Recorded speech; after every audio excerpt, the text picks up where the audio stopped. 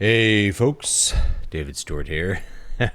Same old intro that I've had forever. Let's talk about sclerosis, which means hardening. You've probably heard the word sclerosis before, like arteriosclerosis, hardening of the arteries, or multiple sclerosis, hardening of body tissues.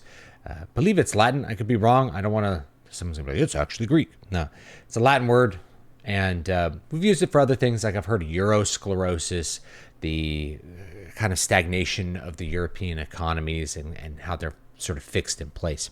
But you can have personal sclerosis. That is, you can end up personally stuck, personally frozen, personally hardened into what you're doing. And I think our digital landscape encourages this and can trap you in it if you're not careful. So that's what I want to tackle in this video, is how you can avoid it, how to break out of it, some things that I've talked about in my creativity manual, Keys to Prolific Creativity, which you can get on Amazon. I think it's like $3.99 for the ebook. And just some things to do with the channel right now, I guess, as well. I think I said in the book, it's good to change something about your life every year. Actually, I don't know if I put this in the book, but because it's been a long time since I wrote it, but I'm going to tell you it now. If you could change something big about your life every year, it's going to help prevent some of the things that I'm talking about. What I'm thinking about right now as far as sclerosis is just getting into a rut of doing the same thing all the time, and how if you are a creative person, that will rob your ability to be creative. That is, to step outside of the box, to break the rules, to feel challenged, to feel gratification for what you're doing artistically.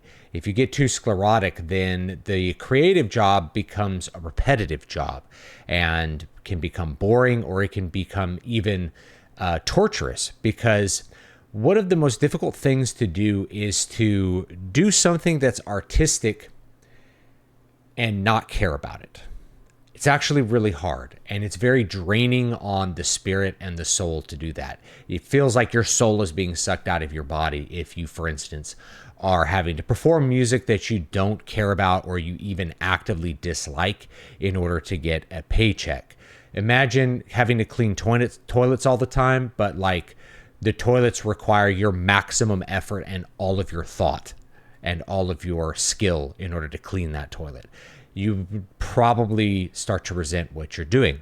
Just to share a personal anecdote, a lot of you may not know this, or most of you probably do. I don't know. Actually, I don't know how many people know this, but I was a classical guitarist for a long time. I taught it at the collegiate level, and I was a performer. I used to gig.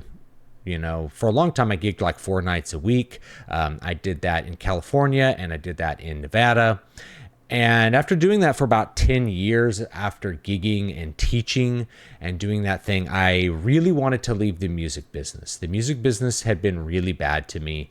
And you have to think like the 2000s into the early 2010s, we saw a complete collapse of the way the music industry had been prior to that. So there wasn't like a clear path for how to make music at all in about 2009, because the music industry had completely collapsed due to piracy and things like that.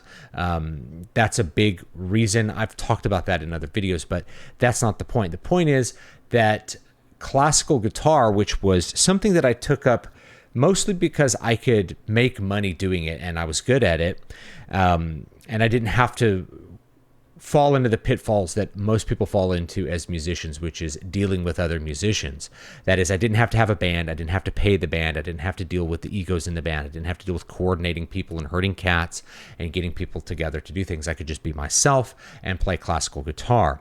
But 10 years of doing that, I had gotten into a rut that really was sucking my soul. And there's a couple things related to that. I had a long video on why I quit classical guitar that I may revisit for like, I don't know, a 10-year look back, why I quit classical guitar. But I guess the shortest answer for that is that it wasn't really a creative outlet for me. I couldn't get out of that rut it became sclerotic. It became frozen in what you're doing.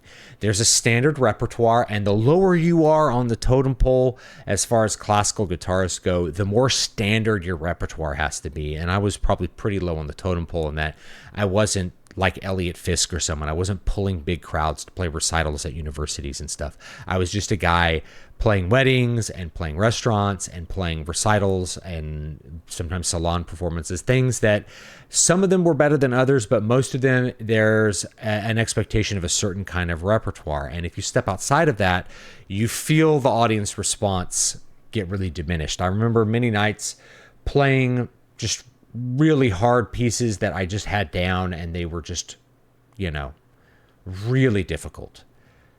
And there was just no audience response. It's like they didn't even hear it.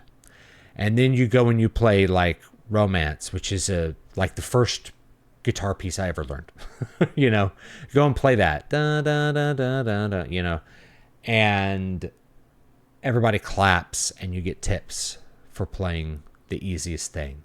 And it's like that. If people recognize the tune, like if I was playing Recuerdos or something, like I'd get a tip for that. So you fall into this mode of action that becomes really stifling creatively. I was a composer, and none of my personal compositions, I really couldn't play them very often live because it just wouldn't go over well. Either it was too bombastic for the circumstances. Like if you're playing at a wedding or something, I can't play like My Tarantas. I can't play like a flamenco piece. It's just it doesn't fit. I can't play any of my more complicated stuff or my more aggressive things that are meant for recital halls because it just doesn't fit. You got to play like the standard wedding repertoire, and you're going to fill up time with whatever other pleasant things you have going. For me, it was a lot of like Fernando Sor and Gaspar Sanz and, that kind of stuff. Even if you were to play something like Leyenda, Leyenda's too much for most classical guitar gigs. That's sort of how it is. So after 10 years of doing that, it's bad. I needed a change. And so I decided I was going to quit playing classical guitar and I was going to change what I was doing. I was going to become a writer. There's no money in music, so I'm going to be a writer. Yeah, that's famous last words. Anyway, it was really important that I did that. But even while I was doing that, I was changing a lot of things in my life. And I kind of realized that if I changed something I was doing every single year, it kept those creative juices flowing. And I learned how to continually tap into my creativity, continually do new and interesting things that drove me forward and helped me improve, not just as a musician in the past, but as a writer, especially once I took up that discipline, I suppose. And so one of the things that I did was I moved, right? When I would say change something every year, I don't mean, change the color of your walls or something. I mean like something big, like change your job, you change where you live. But I would live in a different place, and this is not ideal, but when you're a young single man, it's not that big a deal. I lived in a different place pretty much every year. So every year I was moving to a different place, either a different apartment or a different city very often. And there were several years where I lived in a different city every single year for like 4 or 5 years. I don't necessarily recommend that, but it keeps things interesting. You're always meeting new people. You're always having to readjust your schedule. You're always having to relearn where everything is and how things work. And so it keeps the neurons firing. It keeps you more elastic than if you're sitting in one place.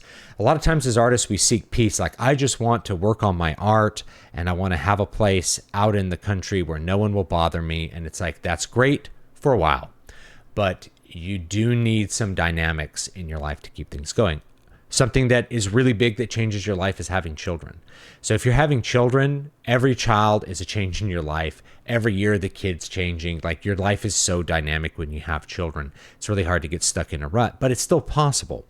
And so what I've been feeling lately, as far as like the sclerosis of the channel, is that it's not just the channel, it's the way I interact with the internet. It's the way I interact with my audience, is that I get sucked into cycles. And I realized, like, looking at my Twitter, which is my author Twitter, right? That's kind of associated with my author brand, is that I was seeing the same conversations that I'd seen for years. I was hearing the same points being made for years. Just as an example would be like student loan debt. People are talking about student loan debt still, and they're still having the same arguments and they're trying to figure out the same solutions. And I really said most of everything I needed to say back in 2016 about this. And, I'm happy to try to elucidate more of that. But whenever I try to explain what usury is, people have a hissy fit because they're just responding to they're sclerotic. They are stuck in a rut, saying the same talking points that they've heard over and over again without ever really thinking about them. So you get this feeling that there's all this noise. People are just saying the same things over and over again to each other without ever really thinking about what they're saying. It's just like loud and vain and endlessly repeated. So I'm seeing the same conversations. I see the same comments over and over again. I have felt this before in the channel, is that you get stuck in a rut where you're making the same kind of content over and over again, to where people are in the comments asking me to make videos that I've already made. In some cases, I've made the same video with variations like 2 or 3 times to kind of match different little bits of questions that people might have. And because I'm responding to the audience, you get this feedback cycle. The problem with the feedback cycle with the YouTube channel is that it's not a growth strategy, except by pure chance. And there's a lot of chance with the algorithm, but it's not a growth strategy. If you're responding to your audience now, which is not a bad thing, right? They're my customers. A lot of people are on my Patreon. Not a lot of people. There's a couple people on Patreon. There's people who buy the books, so there's customers, right? It's not wrong to respond to your customers, but rather it is not a growth strategy. That is, you're not reaching the interests of new people. You are meeting the desires of people whose attention you already have in some capacity. And each time you do that, the audience actually shrinks on YouTube. So this is the way that YouTube channels will have this growth and this decay, is that they're making one kind of content for a long time, maybe about a video game that they play. And then eventually there's a saturation point, and they're trying to figure out how to make more content about that. So where do you go to figure that out? Do you just go into the nether? No, you respond to what people are saying. And so that feedback cycle begins, and the attrition cycle will actually continue, because the truth is you won't really be grabbing any new ears by responding to your comment section. Not that it's bad. I'm happy to do that, but it is not a growth strategy. Okay. And it's the same thing on Twitter. It's not a growth strategy to be having the same conversations over and over again. The main thing is, I used Twitter because Twitter is fun. So what I decided to do to help break out of that sclerosis is I won't be using my main Twitter account. And I didn't really use Twitter while I was gone in California settling some family affairs. And when I got back, I used a different account. So that, first of all, showed me a lot of stuff that was different. A lot of accounts that I hadn't seen in a long time, saying things that I'm not used to. In a lot of cases, things that I might really disagree with. And so that keeps things fresh and keeps you thinking in new ways about what other people's arguments are going to be, and what other people are thinking, and what the pulse of something is going to be. So that was really valuable, but it also got rid of this little mini dopamine cycle that we get into on social media. Because what happens is we make, this happens with content creators too. It just scales up based on how big your audience is. So it never really goes away. It's just part and parcel with being in social media. As a user, as a content maker, it's the same thing. You post something, and when there's responses to that, that feels good. It's like a dopamine hit. You're getting attention, you're getting what you want. Now I try to direct that towards buy my book, King Leper's out. You can buy it on Amazon. It's great. If you didn't get to the Kickstarter, you can still get King Leper on Amazon. Okay. So you can direct it to very good ends. But that doesn't mean you're immune from this little feedback cycle where you say something and then people pay attention to it. Because I have no audience on my other Twitter account, I could post something and no one responds. There's just no response. There's no likes. There's no dopamine hit. So it just completely short circuits that whole addictive quality that Twitter can have. And instead, it's I'm seeing new things that I'm interested in, and I'm not getting any reward for posting. So that just makes you feel like you don't need to post and you don't really need to use it anymore. And I feel that way about Facebook. I struggle to use Facebook because just know what, nobody pays attention to anything I do on Facebook. You know, there's like 3 friends that pay attention to what I'm doing on Facebook.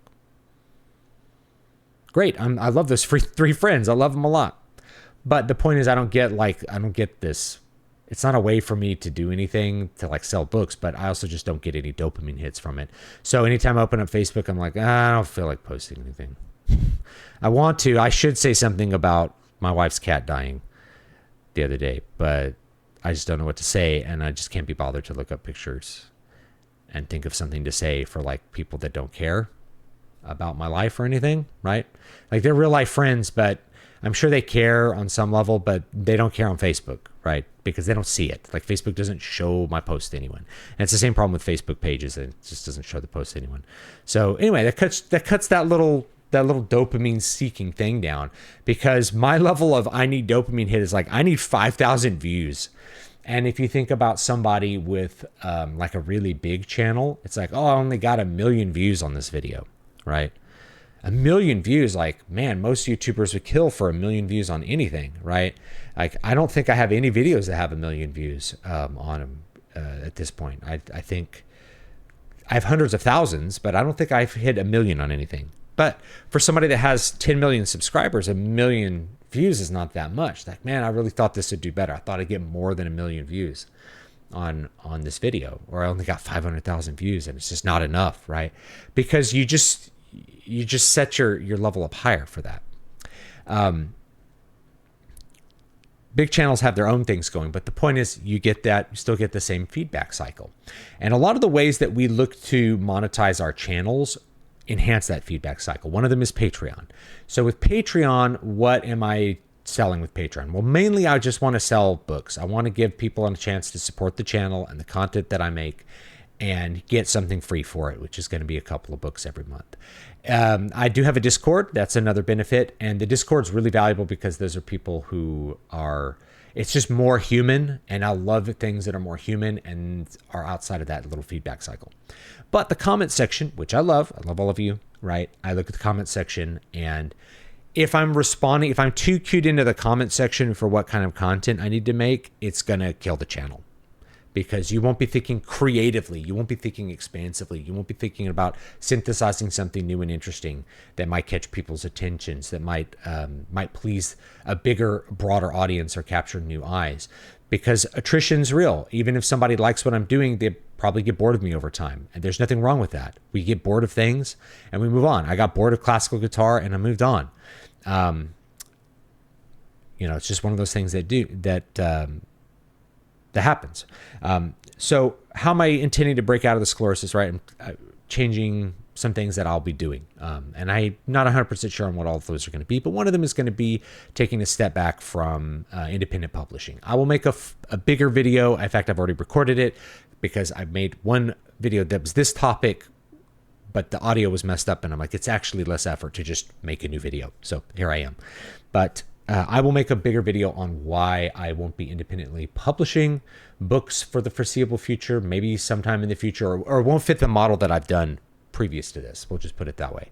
So publishing will take a different form, and I'm not sure what that form will be. And I'm probably going to focus on music for the next however long. I had a good transitionary thing where I was going to do 100 improvised pieces of like my ambient weird stuff, and I did that. And I have one big one that I'm been trying to record for like months at this point, and I just haven't done it because believe it or not, I haven't had like 2 hours to myself to do that.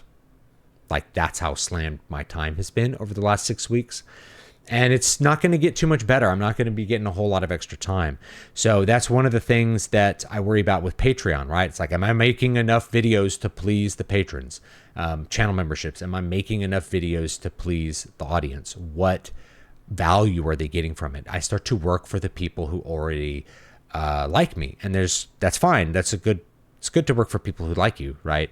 But it's not a growth strategy. So for thinking of growth strategies, you have to step outside of that box and think a little bit more creatively. So I'm have some other ideas in mind that will drive that in some interesting ways. And I'm not going to go deep into those because I'm still figuring some of those things out.